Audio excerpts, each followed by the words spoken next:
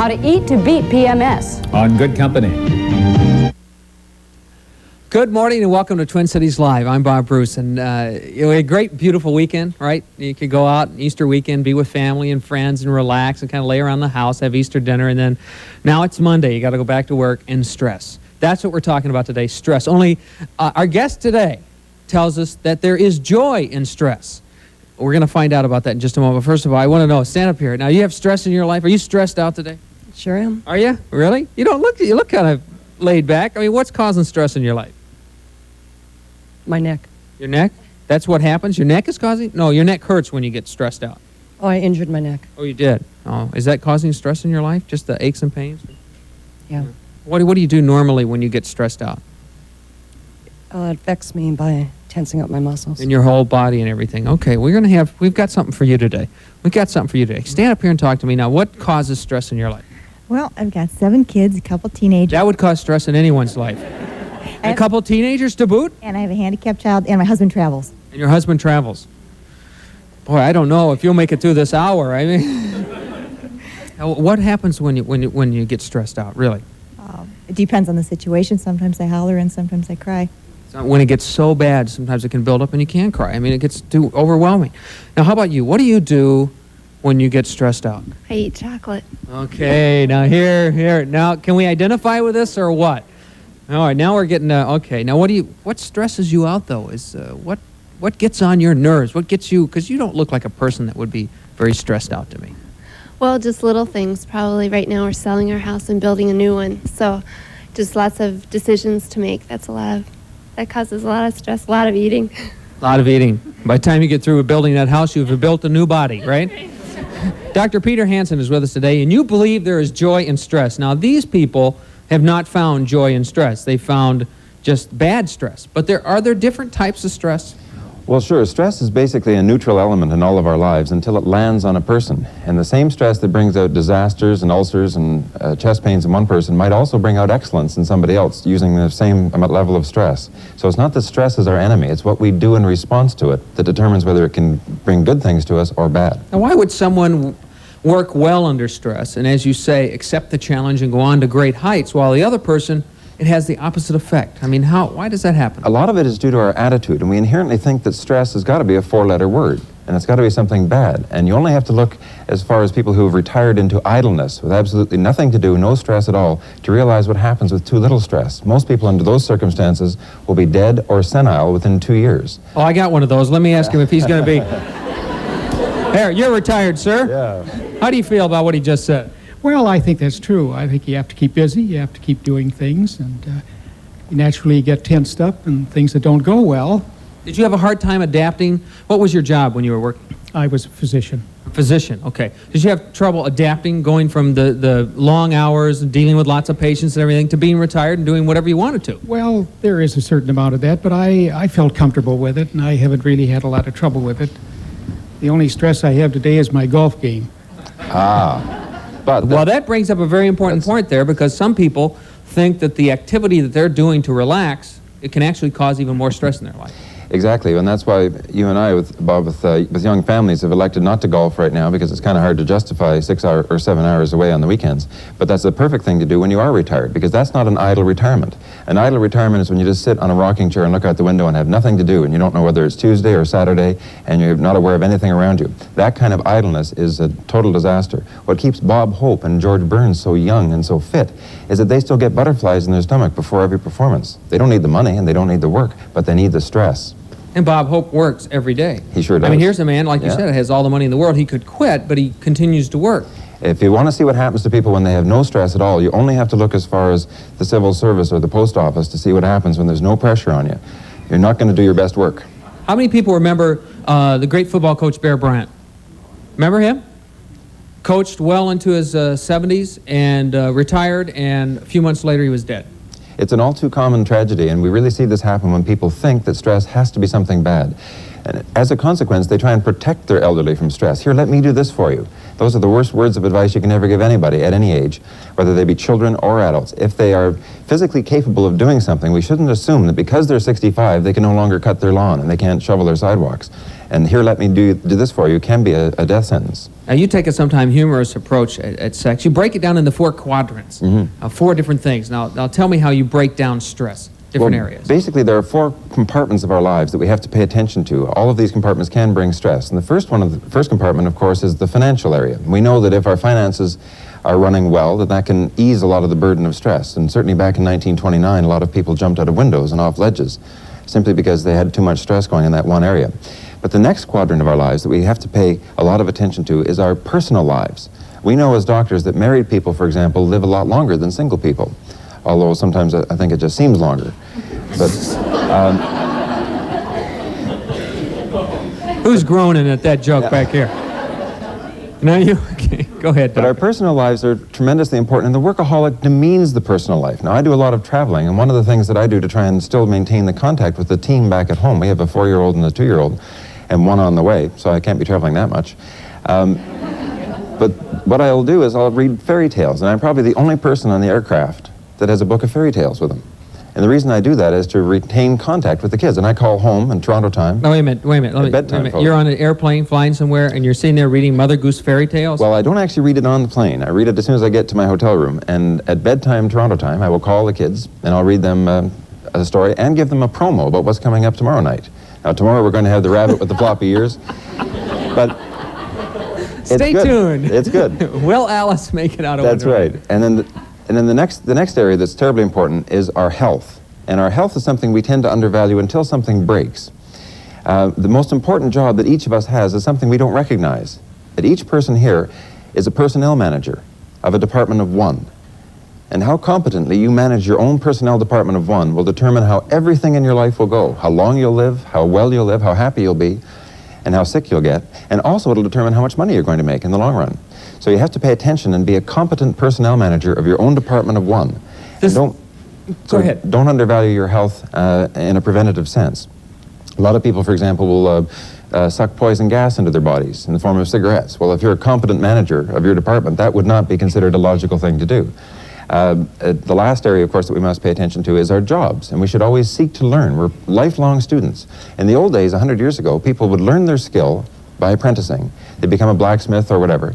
And for the rest of their lives, they didn't need to learn one more thing because that was all there was to the subject and it never changed. But now, the only thing that's constant is change itself.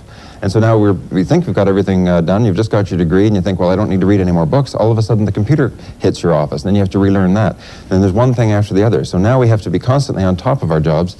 And that's one of the things that a lot of people will neglect. And if they pay attention to those 4 quadrants of their lives, then they can get on top of their stress. But if they neglect any one, they're going to sell themselves short. The stakes are pretty high when it comes to stress. Well, most people could have chiseled on their tombstones, died of incompetence. And that's a real tragedy. And that is my goal as a general practitioner. I don't just do what they teach in medical school. In medical school, they always teach us to try and figure out what kind of a disease does this patient have. And that's all we're taught to do. But I'm a general practitioner. I even make house calls. And my whole thrust is to try and figure out what kind of a patient does this disease have. And that's quite different. 2 people coming into the office with stomach ulcers, for example, might both be given the same pills, but you don't just give them the pills for ulcers and say, okay, get out of here, we'll see you around. Find out what's going on behind that story. One might be having trouble because they're in the wrong job. They're a dentist and they hate teeth. You know, that's been happening a lot. Another person might be having problems with an errant teenager that's throwing bricks through windows and getting in trouble with drugs and the law. And the stomach ulcer complaint might show up exactly the same in them both. But for me to treat them just with pills and say, okay, get out of here, and not find the real story is a mistake. Good morning, you're in Twin Cities Live. Go right ahead. Yes, I wanted to comment on the fact that I think sometimes the stress can be so insurmountable on a job that you have to leave. Absolutely correct. Yes, I worked for in a complaint department for a major airline, and I just couldn't handle it anymore. Are you kidding me? Was that you I gave such a hard time to? I'm sorry. That's okay. I'm fine now. I'm home with my children. That's really hard, too, is juggling a family and a job like that. Well, it is. And the problem is that the workaholics demean the family. And the workaholics constantly say, honey, why don't you put the kids to bed again tonight? I've got something more important to do. And that, of course, is a total disaster. And the divorce statistics are a real testimony to that. It takes a lot of time management in your spare time to be able to juggle all of the demands on your time right now, and that's one of the reasons why I mentioned that golf isn't in the cards for me, because I can't do that and still maintain contact with the home. The job that you had that was giving you a lot of stress might be well suited for some people. Some people kind of like that kind of hot seat, others don't. What you did, however, was terribly important. You made a course correction. And a course correction means that throughout our lives, we're basically all going to have to learn 3 or 4 completely different jobs. And to suddenly start out by saying, okay, now I'm trained in this one line of work and I'm going to do it until I'm 65, even if you discover that the job changes or you change partway through or you have a family now, and all of a sudden you don't like that kind of job anymore, it's important to remember that you don't have to plow ahead just in the same line. When Neil Armstrong and Buzz Aldrin set foot on the moon, they had a plot of a map drawn out between their launch pad and the moon and back again. And you know what percentage of time they were on course? Only 10% of the time. Did it matter? No, it didn't. They got to the moon and they got back again. But the whole point is that just because you're in the wrong job doesn't mean you have to accept it forever. You did well to change. Don't you think that there are people who are prone to stress and people who are not prone to stress? And if you are one of those people, how do you, I mean... Are you prone to stress? Oh, yeah. Really bad. And what kind of, what things... You know, one day my kids will drive me crazy and I'll work through that. And I mean, I took up golf. And now I wonder why I did that. Like, I played 3 games and I want to do something that, you know, someplace I can release the stress and make it go away and learn how to manage that. Well, you can, and I mean, your idea of trying to get into a different element like golf is certainly one good one alone. But are there some people that no matter what they get into, they're just going to be stressed out people? My first job was, I was a bill collector. I mean, a person who wants, I was it. Yeah. If being a bill collector is not suited to you, that can really stress you out, and it can also make you think that you're unable to handle any kind of stress. But for example, I'm used to public speaking, and we're all used to, the people here and work in this line of work are used to broadcasting, but if we were to trade jobs with someone who washes the windows on the outside of the skyscrapers, I, for one, would be paralyzed with fear. And I'd think, gee, I can't handle stress at all. It's just that I can't handle that kind of stress because I get height sick when I'm on a thick carpet. I mean, I don't have to have, I'm a real chicken. Hey, I know what you're saying. You know, I feel a little stressed out this morning. Could you just take care of the rest of the show, will you? Yeah. But as the point is that you can still do things and you can find things that suit your abilities and your interests. If golf isn't doing it for you, make a course correction, and maybe you should hit a punching bag or hit a tennis ball or something else that you might find that's more suitable. Because golf can have its own frustrations. That sounds all good and well, and we got to take a break here. When we come back, though, you know, you hear people, how many times have you heard people talk, excuse me, reduce stress in your life, lay back a little, but recognizing that stress in your life and actually doing something about it can be an entirely different matter. It's very, very difficult. It's not easy. I want to find out if you have some tips on to actually take the first step so you won't be stressed out. It's simple, but it's not easy. I'm getting a little stressed out right here. No, because they're giving me a commercial break. We'll be right back.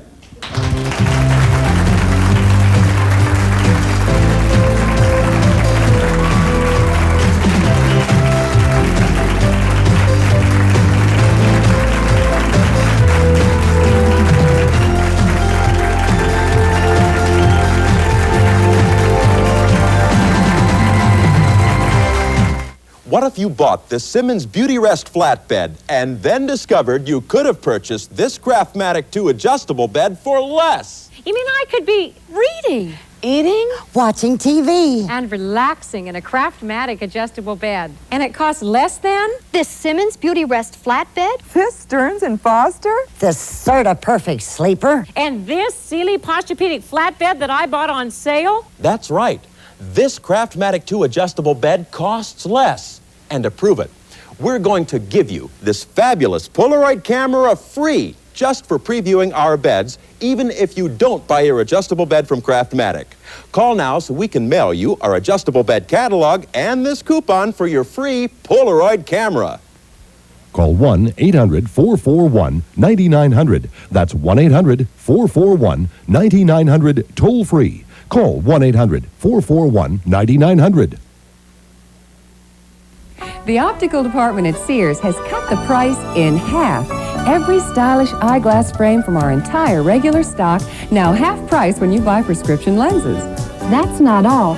Right now you can get soft contact lenses at the fantastic low price of only $49. Imagine soft contact lenses for only $49. So hurry in to the optical department at Sears. There's more for your life at the optical department. At Sears. When disaster strikes, what kids need is a great big hug and a squeeze of Mediquick antibiotic ointment. Mediquick has 3 antibiotics. Mediquick, for quick protection against infection. When sore muscle pain needs relief, turn on the heat with Mentholatum Deep Heating Rub. Soothing warmth that penetrates where the ache begins. For sore muscle pain and stiffness, there's no beating deep heating. On tomorrow's Twin Cities Live, we're going to talk with some people who've had, to say the least, some interesting situations with romance in the workplace. Now think about it. More and more men and women are working together. So it's inevitable that Cupid may be at work also. We'll hear from a traveling executive who's been propositioned in several office situations. She says that coping with Cupid at work depends on the way you handle it. However, many say that companies should set strict dating policies and just prevent coworkers from ever getting together and sometimes just throwing the whole office in a complete tailspin. What do you think about this? Do you think you should be able to date within the workplace? How far can management go in managing your love life? Should coworkers be free to fall in love? Well, join our studio audience tomorrow morning. Free tickets, 641-1298, when we'll look into the sexual tension in today's modern office.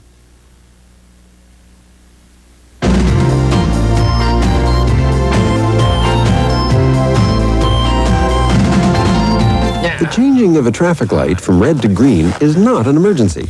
And yet Type A's panic when they see this, trying to beat the driver beside them into the next block, and in the process have an increase in blood chemicals and blood pressure as if they were being chased by a wild animal.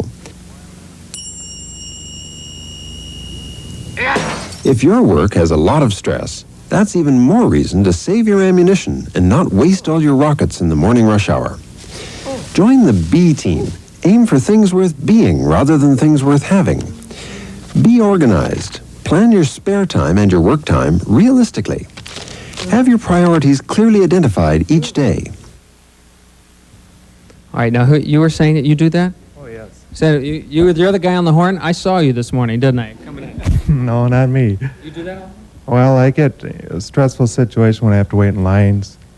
And a doctor once told me I was a type A personality, and I'm treated for hypertension, and he figures that's one of the causes. There's a man that's got some stress here. I mean, it's an example of what you're talking about there. Well, type A behavior, we should first identify it. It was discovered by cardiologists initially.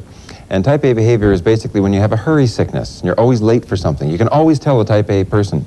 You just can't always tell them very much. What happens, one of the things that I will do in my office to try and discover who is a type A is I will ask them a key question: how long does it take you to get to work in the morning? And if somebody tells me that it takes them 17 minutes door to door, I know they're lying. I mean, that's true at 3 o'clock in the morning with a police escort, but let's face it, and certainly in your climate, the same as in our climate, your road conditions are about the same. We have 9 months of winter and 3 months of road repairs. And nobody's going to be able to make it in simply 17 minutes. So what happens is if you think it's just a 17-minute drive, one of the reasons why you might be getting quite uptight in the traffic jam is because you're only leaving 17 minutes to get to the office when it really is going to take you 40. And so you're going to be honking at every idiot on the road in front of you who's only doing the speed limit. And you're going to be constantly getting yourself in a jam. And what happens is quite predictable. Not only will your blood pressure rise, but your body will pour out all kinds of hormones and chemicals thinking that you're being attacked by a wild animal. Because our bodies were brilliantly created and brilliantly designed to handle stress with an automatic pilot that we don't even have to think about. Boy, I'll tell you, there are a lot of Type A personalities on 35W this morning. Were any of you involved in that traffic jam, to be sure? But it's an enraging scenario, quite understandably. But on the other hand, the person who lives next door to you, who recognizes it's a real 40-minute drive and they'll allow 50, then they can take some different approaches. They have a positive attitude about that same traffic tie-up, and they view that as an opportunity. For me, any stress that pops up has either got one side, which is a disaster, and that's too easy to see, and that's what makes you mad and get out of control. But the other side is an opportunity, and you could learn a foreign language in the amount of time you spend in your car. Good morning. You're on Twin Cities Live. Go right ahead. Yes, good morning. Good morning. I've been treated for stress for about the last 10 years, and it comes out in a physiological way. And my question for the doctor is, does stress lead to what I'm being labeled now as anxiety disorder or panic disorder? Certainly it can, ma'am. When you have too much stress on your body, something will break, and that'll be the weak link that day. For example, it could happen in any organ. If it happens in the heart, we recognize it as a heart attack, or if it happens in the lungs, it might be asthma, or an ulcer in the stomach. In the brain, Again, anxiety is one of the things that will show a sign of overload. It's really just circuit overload. But the stress doesn't necessarily cause it because, for example, that same level of stress in someone else might bring out completely different reactions. On a different time of the year, for example, that same level of stress might bring out a physical complaint with you that has nothing to do with anxiety. Anxiety is simply the sign of overload in one organ. And of course, it requires proper consultation, but again, not just treating the anxiety, but trying to find out why you're uptight and why you're tense. Are you happy in your work? Are you happy at home? Are you doing the right sorts of things with your spare time? Are you building the right kind of bridges and getting this kind of support you need from your friends and family? Those are the things that I would go into, not just here's some Valium because you're anxious. Mm-hmm. Well, I have been seeing a doctor, and I've been on, it does come out in the heart form. I get tachycardia, sometimes the last one up to 296 a minute rate. And I just said this has been going on, and I don't know what to do with how to deal with the anxiety, I guess. Well, there are some tricks that you can learn, one of which is a technique of self-hypnosis that can be used to great effectiveness. Of course, you should naturally get your entire complete physical examination worked up, and there are beta blockers you might need for your heart conditions and so on. But as regards to the stress, you can learn some skills that are just as vital as learning how to drive a car in the modern society. And you can learn how to calm yourself down, how to physically lower your blood pressure and even your heart rate by gaining control of some of these, what you think are just automatic reflexes. Yes, I have a question about, I thought that I would feel that they would teach stress in high schools. When you're in high school, they explain to you that this is the best times of your life and everything, and that when you get out of high school, then you go to work or college or whatever. When I graduated 2 years ago, I moved out of high school, or out of home, and started working, and then that didn't work out, so I went to school again. And in that time span, I went underweight, I had neck and backache problems, and we weren't ever taught about stress after high school and stuff because everybody does everything for you. Your food's done when you get home, and you only have a certain amount of chores to do. And if you work, that's your own money. You're not putting it towards anything. But the minute you're out of high school and paying your own bills, it's like you've entered another world, and the stress just totally engulfs you. We as parents, I don't know if we ever really, or as a society as a whole, really teach children about stress. You know, we try to teach them the difference between right and wrong and what to do and what not to do, but I don't know if we ever, especially in high school, they say it's the best years of your life. It can also be the most stressful time of your entire life. And the highest suicide rate as well, there's no question. When I was younger, we'd come home from school and watch a little bit of TV and do our homework, and my mom would go, well, why aren't you on the newspaper, or why aren't you on the yearbook, or whatever, instead of just being home and watching TV. And so now I don't feel like I do enough, even though I have an overloaded schedule. Let me speak, first of all, to your first part of your question. They don't teach enough of it in high school, that's true, but I got news for you. They don't teach you anything about it in medical school. That is the problem. That's real comforting to know that, that's Doctor. True. That's true. We have an ex-physician here, and we really didn't learn very much about what happened to cause all of these ulcers. We learned all about the physical manifestations of the breakdowns. One of the worst things that we do in our society right now is we think that stress has to be something bad, and as a result, we try as parents to protect our children, the poor little dears, from stress. So we give them an adequate allowance without them having to do any chores, and we give them, we try and basically do things for them. And it gets back to that, here, let me do this for you attitude. We have our youngsters at home, even our 2-year-old son, when he's in a restaurant, he'll look the waiter or the waitress in the eye and order a cheeseburger or whatever he's going to have.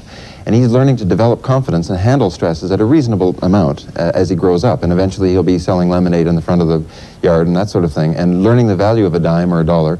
And a little bit older on, he'll be encouraged to rent a power mower and go up and down the street knocking on doors, getting rejected some places, getting accepted others, and learning to develop that entrepreneurial spirit. What happens, however, if you try and coddle the kids and protect them from stress all the way through their lives, is a total disaster. And that's why there are so many spectacular flameouts amongst the kids of the rich and famous. Their parents fought their way through stress all their lives and never gave stress credit for being an ally. And they say, now that I've made it to the top, no kid of mine is going to have to work for a living. And it's a disaster. These kids get out and they're exposed to the noise of the real world, and they just can't handle it. The best gift we can give to our kids is not to protect them from stress, but to teach them to handle it step at a time and not try and teach them too much all at once. Of course. Give them small doses until they can handle the big one. Sure, exactly. Right? All right, we'll be back in just a minute. We'll talk a little bit more about type A and type B personalities. We'll have a chance for, you feel stressed out this morning? Yeah, a little bit. Are you? Moment, yes, Okay, well, don't worry about it. Just because I've got you standing up, probably stressing you out a little bit, isn't it? We'll be right back.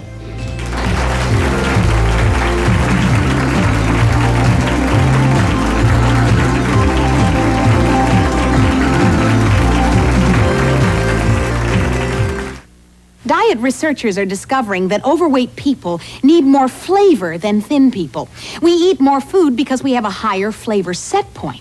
That's why the Nutrisystem Flavor Set Point weight loss program is right for me. Rich, flavorful food, plus support, counseling, a complete program, and a complete success. I've lost 33 pounds. Call now and receive 3 weeks of Nutrisystem services for just $49. We succeed where diets fail you.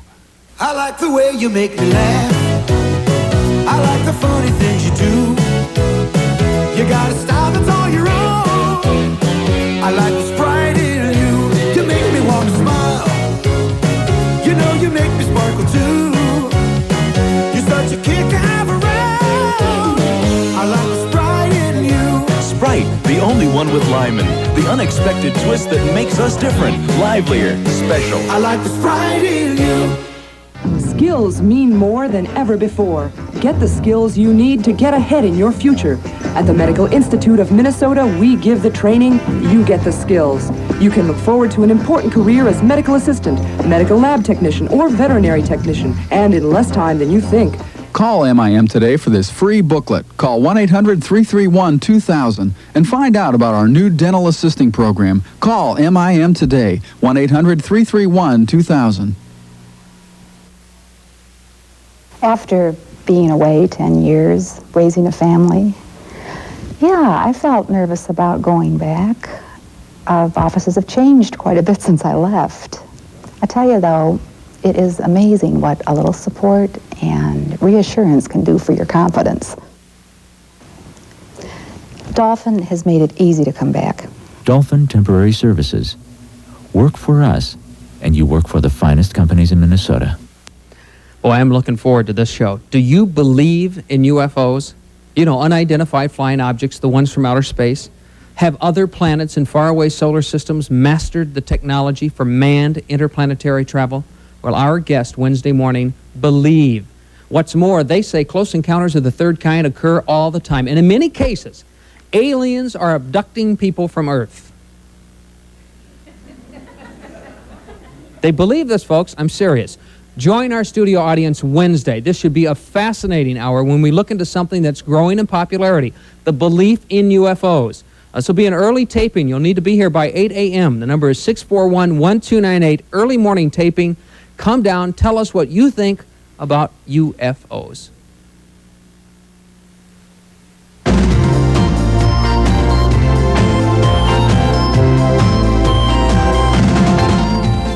Type A's all hate lining up in a bank because no matter which lineup they're in, they'll have the slowest nitwit in the world serving them. This becomes yet another real emergency with the automatic tensing of muscles, gnashing of teeth, and soaring blood pressure, all quite predictably to no avail. The next time you catch yourself having these reactions in that bank lineup, here's the B-team drill to learn patience. Let a couple of people go by. It's not going to kill you. It will probably save you. Like somebody's going to step in. Now, wait a minute. Now, I know you've got a question, but I want you to wait right here. I want this woman to stand up and tell me what she just said here underneath her breath. You said what? Oh. I said I think most men are like that. Most men are like that? Women don't do that? Not a lot of them, no, I don't think so. So you think men don't handle stress as well as women? That's true. That's what I think. What do you think about that, doctor? Is she correct? She's quite right. In fact, She's right, really? She is indeed. Yep, absolutely. Yep. Oh, good. Well. However, I must add a word. Oh no, here comes the but. Word of caution. No. Only from the point of view of the trends right now. The trends are quite different. When we look at elderly people in busloads, for example, they seem to be mainly female, and so we assume that women are obviously handling their stress better than their men. Well, of course, those women are handling it better than their spouses did, because their spouses often were doing a lot of smoking, drinking that women just didn't do back then. But nowadays, you come a long way, baby. Certainly has got a lot to say in terms of our statistics as well, because lung cancer, which is basically a self-induced cancer, is now surpassing breast cancer, which is a bad luck cancer, as the #1 killer for females. And who's doing most of the smoking in the teenage ranks is females. So what's happening now is they come up through the ranks. We can no longer assume that a 37-year-old executive who keels over with a heart attack has always got to be a man. So now it's changing because they're getting more involved. And so of the course more women, pressures that you pick up in careers and stuff like that, see, you're not going to be able to handle it as well. Okay. Yeah, that's right. I certainly made your day, didn't I? Yeah. Didn't I? Yeah. And this poor guy, I've got him totally stressed out. He's been standing up for a half hour now. Go ahead. Thanks. I wanted to ask the doctor something like, do you think that the words and the vocabulary, that we learn as children and people all the way along, have something to do with sort of a creation of stress? And something along the lines that this woman, was saying. I think, men, young boys, and then, young men, and were thought of as more able, to do whatever, comes our way. So, as you grow up, you try something and you really do think that you can do it. Well, all of us aren't cut out to be doctors or lawyers or so. So maybe just a little change in the vocabulary like cannot, maybe not now. And then just learn to accept. And weren't you raised a little bit to be strong, to be the strong guy, and to be a man, and to very decisive. if a big problem comes, face it head on, and don't let it beat you down. Right. But the problem is, you can beat your head against the wall so long, and then. Well, that's right. And of course, you're quite correct about our approach to it. It even shows up in the language. People tell me, for example, I did a radio show not too long ago, and the announcer said, here you have to go and do another radio show in another 10 minutes. And I said, no, I don't have to. And he said, but it says so right on your schedule. And I said, I don't have to do it at all. I get to do it. And it's quite a difference in the language and your approach to it. That's a positive approach rather than the negative one. Oh, I have to do something else today. And you can't get out of bed in the morning if you have a negative view of what's going to happen. Also, we should never say something is just stress. And even doctors, as I mentioned, doctors aren't highly trained in the stress aspect by itself. They're trained more in the results of the stress. And when a doctor tells you, oh, your heart attack was just stress, I mean, what does just stress mean? It could have been fatal. Why demean it? Why not learn that it's a serious element in our lives? It's unavoidable until we breathe our last, so we have to learn how to handle it. And if it turns out that your upbringing, such as being macho and always having to do everything yourself and solve the problems, isn't working, then you got to look around and make other directions. I'm sad too that John Wayne died, but you can't make it alone anymore on a tall horse with 2 6-guns. And if that aspect isn't working for you, then you need the support of others around you, and you shouldn't be deemed less than masculine for doing so. Good morning to you. Thank you for holding on the line. I hope we didn't create too much stress in your life by keeping you there for that long, but go ahead with your question. You're now on. Yes, good morning. I had a little stress created earlier with regards to one of Mr. Hanson's comments. I've been working at the post office for 2.5 years, and I was just wondering where he gets his information where there's no stress. No, I don't mean to say that there's no stress at the post office. I'm saying that traditionally, because there's such a large hierarchy, not just in the post office, but in any large hierarchy, if management isn't right on top of the situation, what happens is that people don't become accountable, and nobody knows who made the mistake or where the error was placed. And because of that, there's not the same degree of accountability that there would be if you were running your own hardware store and the business suddenly failed and you're the only one in it. Then it becomes quite obvious where the problem lies. How do you feel about that? Well, there's a lot of stress yet with management where I've worked anyhow. They're on you to keep your production up and your speed, etc. So. Oh, sure. There's certainly no question that there's a lot of stress in the job, and I do have patients who work in the post offices up in Canada. Maybe your post office is different down here, but ours tends to charge 3/4 of the price of the stamp is for storage, and only 1/4 of it is for delivery. What happens then is that we just don't know who's at fault and where the stress should be placed. And the stresses that are placed on the job are often the wrong kind of stresses. You're not planning on going and buying any stamps today, are you, here in the Twin Cities? No. Yes, there are a lot of ways to deal with stress, and I'm a music therapist, so I use music to deal with patients who have stress and who have had incidences in their life that lead them to having heart attacks and heart problems and those sorts of things. How do you know? Do you just keep trying a whole bunch of different things before you discover which ways of dealing with stress are best for you, or how do you even get into it? Well, that's right. You have to, first of all, look at your own interests and aptitudes and think back into your past of what's been giving you lots of pleasure. For example, maybe working physically, digging in the yard might be something that's always given you a great deal of peace and tranquility, and that's what one person might want to do, and another person might want to throw themselves into music or reading or a whole host of things. That's something that your support team around you, the family around you, can help you with, and they can also tell you before something breaks. They can say, gee, you're not looking so well lately, honey, or how come Daddy's so grumpy after work and doesn't seem to want to talk to us anymore. Those kind of warnings can give you the clues, and then it's up to you before you have a breakdown in your body to try and develop some other interests that seem sensible. That's the second time you kind of mentioned family, and John Wayne, you can't go it along. You really believe that having somebody, I mean, whether it's just buddies or friends or your wife and family at home, that if you don't have that unit together, that can be worse than anything else. Well, 2/3 of the major stresses that influence our health and our productivity have nothing to do with our work. And yet, where do we all leave our daytimers or our organizing systems? We leave them on our office desk, or we don't even open them when we bring them home. But how well we organize our time with our family has everything to do with how long we're going to live, how well we'll live, and how much money we'll make.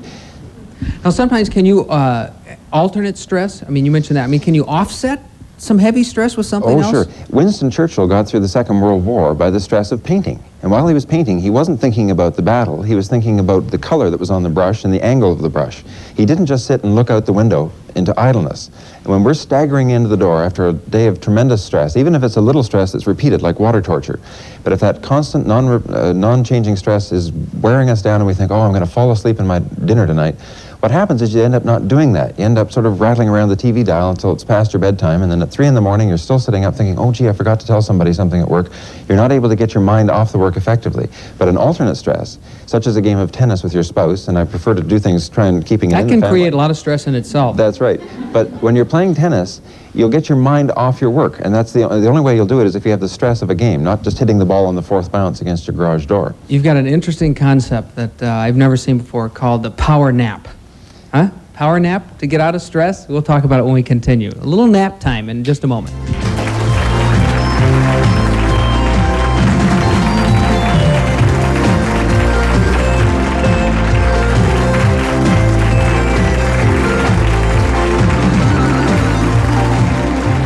There's a thought that says it is indeed fortunate to have one's cup runneth over.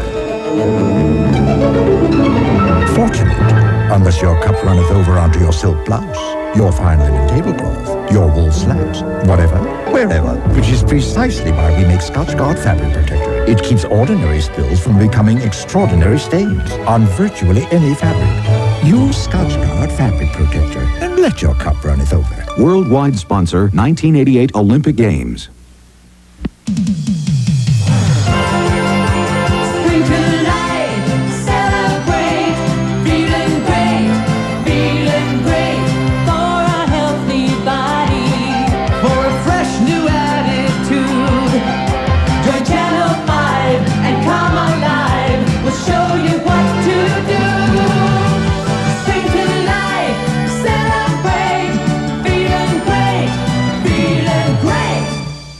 So why do you read TV Guide? Easy access to information. This is the best magazine around.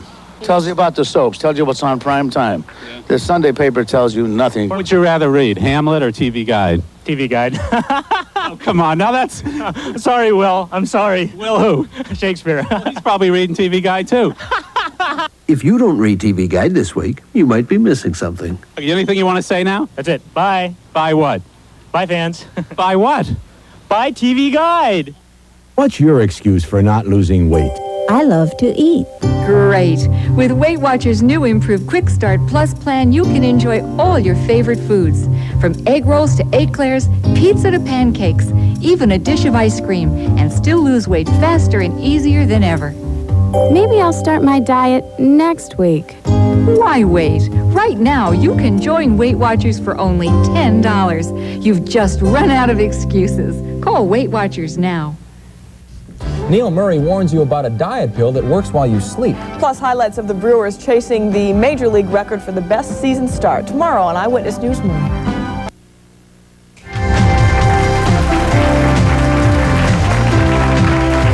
I'll tell you, if you've got any kind of stress at all in your life, kind of a funny book, a little humorous approach to it, The Joy of Stress by Dr. Peter Hanson, an excellent book. I like the different ways you look at all different areas. There are far more areas to stress than I really realized, and one thing that you come up with that I really like, that I'm going to try, the power nap. Well, the power nap is simply a learned skill. Like I mentioned earlier in the show, that we have to know how to drive a car nowadays. That's just taken as a fact of our modern life. But what's happened is that our bodies were designed for stress of the wrong sort, stress in a very primitive context. And we have a lot of reflexes like automatic pilot that click in. And we had, for example, we've seen some of the obvious elements, the racing of the heart and the high blood pressure and so on. These can be controlled by techniques of self-hypnosis.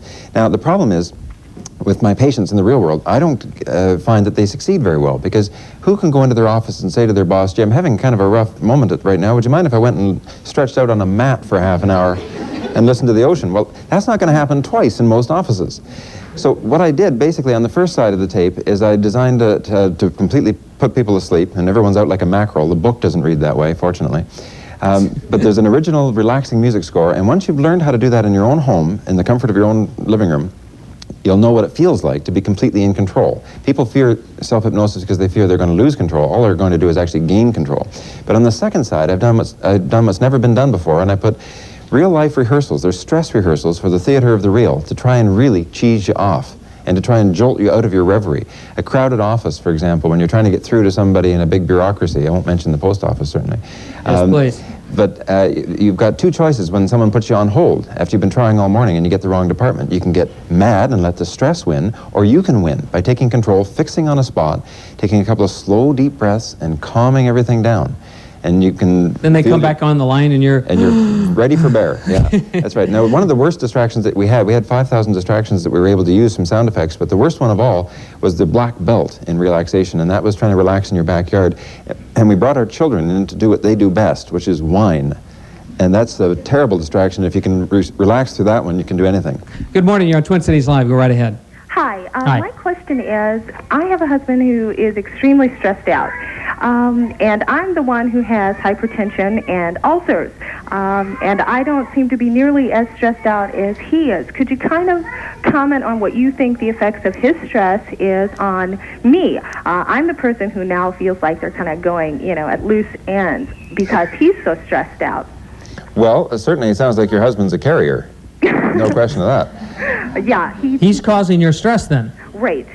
He tends to worry and jump up and down about things, and I tend to try to take it all in stride, yet I'm the one who's suffering from the ulcers. Am I kind of harboring all of this, or is there something that I can do to maybe help him relax and help me relax so that I can get rid of my ulcers? Okay, sure. Doctor? Well, I think that brings up my 3 principles of stress management, which will help you a lot. And the first one you're going to love for sure, and that one is pamper yourself. Make sure you're being kind to yourself. Give yourself recesses during the day and allow some room in your budget for time and for money to make sure that you're able to spend some efforts on yourself. The second one is to stop stonewalling. And stonewalling is the art that people have every time they have a problem. It wasn't my fault why things went wrong. It was always this reason right here. And it's always something that can't be changed by man nor beast. And your husband's probably drawing you into some of these problems at home, and you're not able to change what's happening to him at the workplace, so you're ending up suffering a lot. But if you can't control it personally, then you shouldn't really be spending any effort worrying about that aspect of it. And the last one is to face the truth, and the truth is that you might very well be able to do something in your own home environment to try and change how he reacts to the stress. And those are the kinds of things such as organizing your spare time and keeping him busy doing things that will involve different circuits in his brain and body that might help. So there's a lot that one can do, but certainly you shouldn't be getting involved yourself in office politics if you have no ability to control it. I noticed one thing that she said, though, is that she takes everything in stride. Now, can that also cause as much stress as getting overexcited about something because you say, oh, I'm not going to let this bother me. I'm not going to, I mean, when you said too little stress, that it can be just as damaging as too much. Oh, because certainly. I'm going to take everything in stride. Well, certainly. She's not venting her frustration. No, and a lot of people think that because they don't lose their temper, because they don't wave their arms around and get mad and jump up and down, that they're handling their stress well, but they may very well be internalizing all of those same emotions. There are differences between people and there are differences between cultures. The stiff British upper lip versus the Mediterranean fervor of flapping their arms around are just simply trained techniques or trained into our behavior. And the point is that you may think you're doing well, but make sure that you consult your doctor and the people around you to try and find out how well you're really handling your stress before you assume you're immune. Good morning, Doctor. I wanted to comment on, you seem such a young internist, and I wondered what prompted you to write the book. And I appreciate the humor that you keep extracting into the conversation because it saved me more than once with teenagers. Yeah, humor is a valuable tool, and in fact, it's underestimated. Norman Cousins taught the medical profession a great deal. I'm not an internist, I'm a general practitioner. I graduated from university when I was 23, so I've been at it for longer than it might look by my stated appearance. I'm actually not... because this man knows how to handle stress. That's right. That's one of the great, as far as aging, stress is what really makes... Well, that's right. I mean, I'm 94 years old, so it shows you my system works. This man is in amazing shape. Yeah, Doctor, could stress stop you from sleeping? You know, like I can go to bed at night and I'll maybe sleep for a half an hour and then I'll wake up, and then every half hour after that I keep on waking up, and I don't take caffeine, you know, No. or pop or anything like that. Sleep like a baby. You wake up every 2 hours and cry, right? And then I just wonder, and being by myself, has that got something to do with it? Sure. There's no question that insomnia is a bad thing in our lives, and it's a very common problem. But insomnia is a choice, and I call it a choice because you can fix it without having to take any drugs. And there's no reason why tranquilizers and sleeping pills should be the #1 drugs of the land, but it is something that you can control. Now, there are several techniques to this, but one of which is simply that power nap. If you leave the power nap to run at nighttime, you can actually, without having the second side with the annoying distractions, of course, but the first side will click off, and in fact, you can fall asleep on command, and it's a skill that you can learn, and eventually you'll learn how to do it without that. But insomnia is one of the 10 choices that you can make to become a sitting duck to the same stress that someone else can make 10 choices and become bulletproof to. And that really makes all of the difference. So we can kind of pick up what areas you need some help in. But insomnia can be fixed, and you can master it. Everybody can. We got to laughing so much, we kind of skipped over the answer to your question about why he wrote the book. And it's a very interesting story about when you wrote this book, because you opened yourself up to tremendous stress because you didn't go about it the normal way. Well, that's right. I didn't take it to any publishers. I was frustrated as a general practitioner because every medical book that I would suggest to a patient who just had a heart attack or some breakdown was written by a specialist in just one organ. And you'd get a diet that was great for the heart, but you might die from something else. And either that or it was so specialized that nobody understood what they were talking about, very scientific knowledge. So what I basically ended up doing was publishing the book myself. My wife and I took control. In Canada, we make stonewall excuses in the publishing business. We always plan to fail, and we say, well, we've got a very thinly spread population, the population of New York State and the size of Russia. So therefore, we're only going to do 2,000 copies of your book. If they did, it would have been a $40 book, and my own mother wouldn't have bought it. She told me she wouldn't. So what we did was we took a deep breath, and we faced the truth, that third principle, and we mortgaged our house for every last nickel, and went to the bank and borrowed enough money to order 27,000 copies into our basement. And every book chain turned us down within the first week. So that's stress. I'm not just preaching from an ivory tower having never experienced it. We then had to drive the book around to the various stores with the kids asleep in the back seat, and finally got it into some of the stores. It came out in February of '85 in its first form, and on June the 2nd it achieved the impossible. It showed up as number 10 on our national bestsellers list. 2 months later it rose to the top and beat Ayacoca out of number 1. And stayed there for 11 straight weeks, and stayed on the national bestsellers list for 69 weeks, and we've sold 120,000 copies in Canada, and it's now coming out in 100 countries around the world in 15 languages. And we'll continue in just a moment. Let Let me jump in there. We'll take a short break. We'll be right back and have a chance for your question, all right?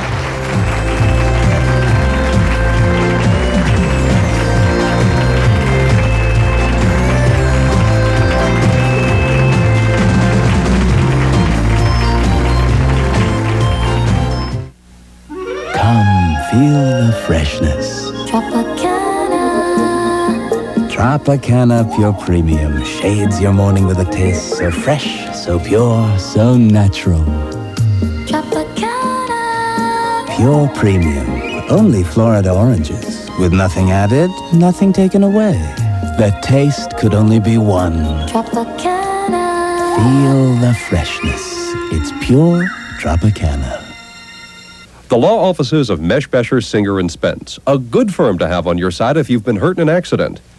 If you've been injured in an accident and believe someone else is at fault, we'd like to help you. Without an attorney to take your side, you may have to pay much of your own way, and that isn't fair. But we can help, and you can see us for free. In fact, we're paid only if we win your claim and you collect. It's the only fair way. Mesh, Besher, Singer & Spence. On your side. Delicious Breyers Ice Cream presents the syllable test. If you ask me, no ice cream ingredient should have more than 2 syllables. This one has polysorbate 80 and carrageenan. Too many syllables. This Breyers has just milk, sugar, cream, and strawberries. Oh, okay. Strawberry has 3 syllables, but at least you know what it is. Breyers all-natural ice cream. Nothing but pure enjoyment. Can I have you and a white living room, too? Something updated, a little more like me. New sofa, pastel oriental, glass, brass. Oh, but how will that look with antiques? Probably perfect. Ethan Allen, for the interiors of your mind. Do we have some mothers and daughters together? Yeah? Yeah, we've got quite a few sets here. You know, it's a relationship that certainly can be bittersweet. Your mother can be the source of your inspiration, your ambitious nature, your stability, yet she can also be the root of your guilt, frustration, and anger. On Thursday, April 23rd, a very special guest, we're lucky to have her to come in and talk to us about this. She is the expert when it comes to mother-daughter relationships. Nancy Friday will be in our studio to talk about her bestseller, My Mother, Myself, a groundbreaking study of mother-daughter relationships. Does your mother influence every aspect of your life, and how does your early relationship with your mom affect your intimate relationships? Well, how far have women really come in the last decade? We're going to talk about it. 6411298 is the number to call for free tickets to be in our studio audience when we look at the lies, anger, frustration, guilt, and genuine love that mothers and daughters share. The number again, 6411298 for Thursday's Twin Cities Live.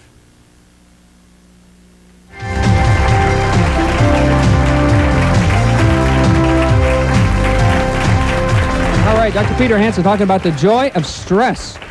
Morning, doctor. I'm in a service-oriented business, and I manage people, very creative people, as I'm here. And I have the problem where they come to me immediately with an answer for this person that's driving them out of their mind. What I've said in the past is just go in the bathroom, take a deep breath, count to 10, come back out and go on and smile. But I don't know if there's anything else I can tell them about that. Well, it's sort of like a power nap, isn't it? Well, that's right. Is it a customer that makes them angry? Yeah, I'm a cosmetologist, and in a big hair place. Sounds real professional.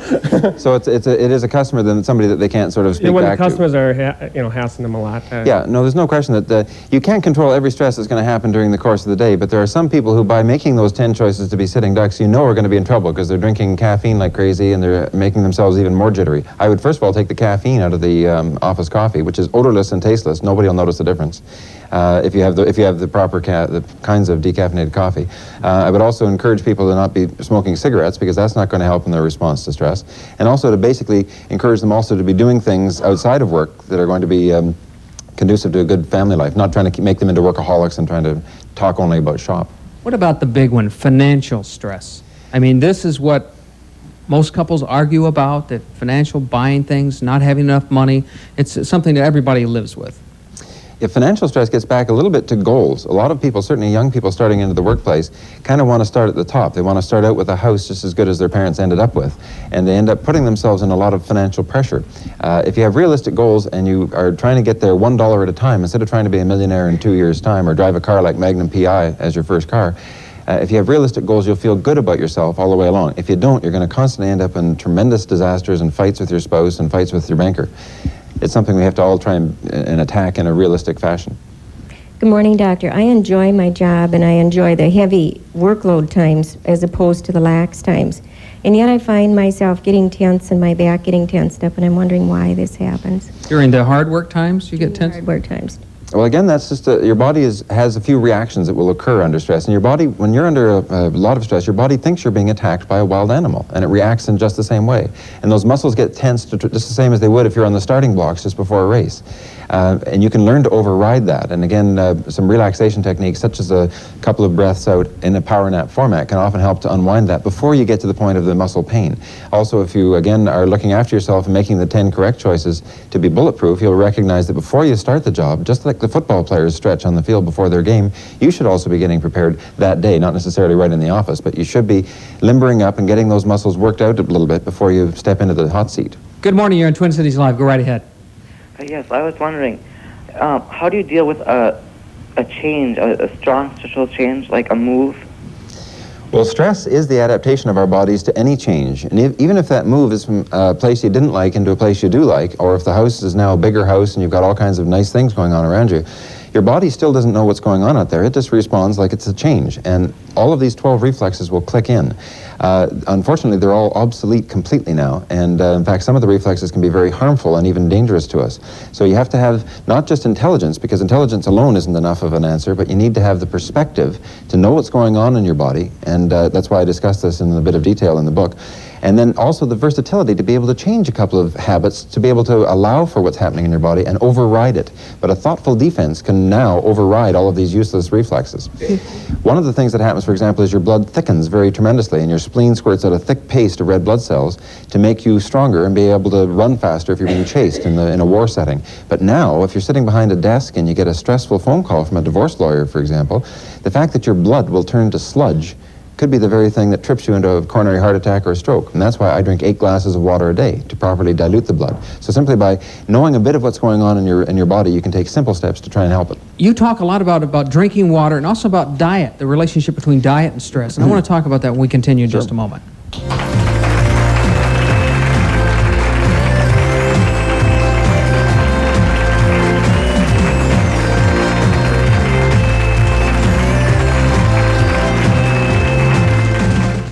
I don't like to wait. I hate to wait. Why make 2 trips? And why wait? At LensCrafters, you can have quality eyeglasses in about an hour. Even tough prescriptions like trifocals and bifocals. Listen. I've gotten bifocals, and I've gotten less than an hour. 45 minutes. 50 to 55 minutes. Why make 2 trips? LensCrafters, quality eyeglasses in about an hour. In Burnsville Mall, Southdale Mall, and Lomans Plaza. Hi, I'm Jim Martindale, and I'd like to introduce you to the Garden Weasel. It's a revolutionary 5-in-1 tool that makes gardening fun and easy. The Garden Weasel's 3 rotary blades mesh with a scissor action to break up topsoil. They uproot young weeds before they get a start. That mixes the weeds and leaves into the soil, and that's a mulch, and that's beneficial to your garden. The Weasel cultivates to a uniform 2-inch depth, protecting your plant's roots. Remove the center blade for cultivating around seedling rows and young bedding plants and vegetables. Use 1 blade for those hard-to-reach areas. Insert the short handle, and the Weasel is perfect for plant boxes and greenhouses. The Garden Weasel is made of a rust-free alloy that's virtually self-cleaning. Simply hose it off and allow it to dry. If you have a friend that's into gardening like I am, the Garden Weasel makes a perfect gift. Look for this display. The Garden Weasel is available at Walgreens, Frank's, Costco, White Drug, Snyder Drugs, Red Owl, and country stores. It's perfect for friends who like to garden. Thanks a lot, John. Thank you, Karen. Good job. Until a friend of mine told me what she made after only 2 years of training as a court reporter, I thought lawyers and judges were the only highly paid professionals in the courtroom. By the way, that was fine work on the Kraft case, Miss Adams. Thank you, Judge Wilson. Classes are starting soon, so call Rasmussen Business College now, 292-1143. In Minneapolis or St. Paul, get going on your new career. Call for our free booklet, 292-1143.